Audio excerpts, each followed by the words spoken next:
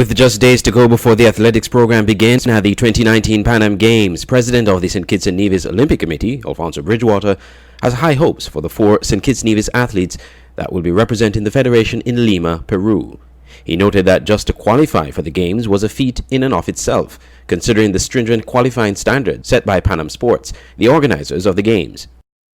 This time around for the Pan Am Games, we tend to participate primarily in track and field. So that's something we have to change as we go on in the future. We have already begun to change in terms of the assistance we provide. So you're not only getting sprinters, you're also getting hurdlers, and you have a high jump. So that's one good thing about this particular team. Even though it's only 4 strong, you have a hurdler, you have a high jumper, and you have sprinters.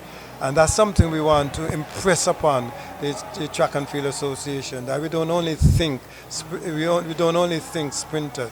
If they come through, so much the better.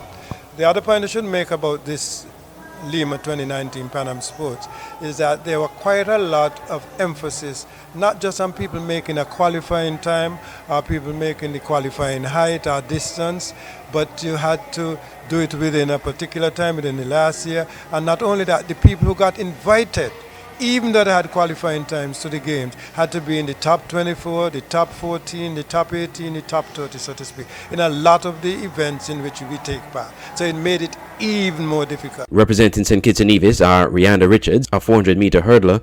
Chanel Crook will compete in the 100 meters women, Jason Rogers in the men's 100 meters, and Jermaine Francis in the high jump.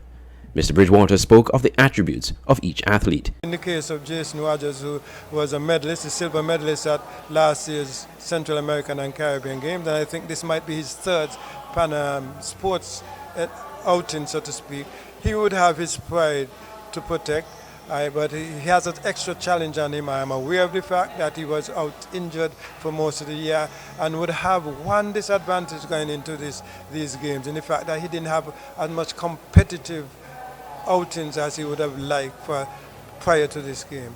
In Chanel's case, she'd been out on the competitive market for a long time. In St. Kitts, she don't seem to have as much competition as she would. I for one, didn't think she probably had as much competition preparation as she ought to as well. It's going to be exposure time for the high jumper, Jermaine Francis. Is quite a talent, but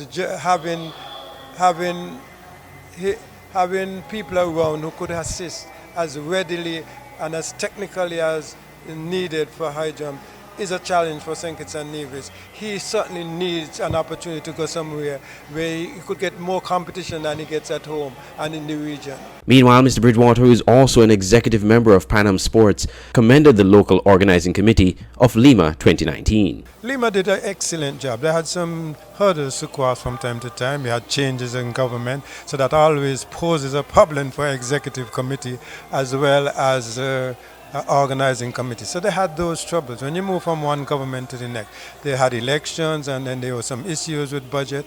But the president that we have in Nevin Ellick, he is an architect by profession, so that helped.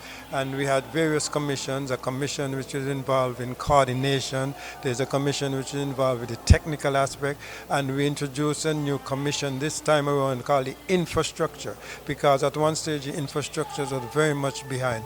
But they got it done. They worked hard, and credit to Lima, Peru, the government, the overall government, the provincial government, the mayor, and all the other people they put in place. We were surprised when we saw what was happening. At one point, people were of the view 2 years ago, this is not going to happen.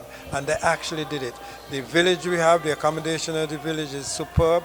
They can't do much about the weather.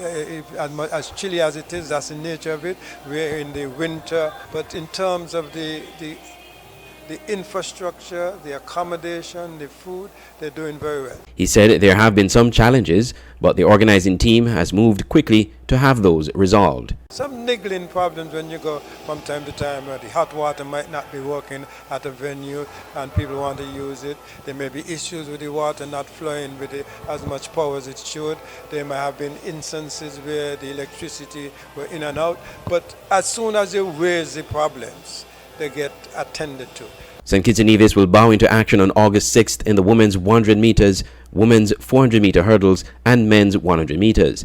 The first event begins at 4 p.m. Eastern Caribbean Time, 3 p.m. Peruvian Time. The high jump is scheduled for August 9th.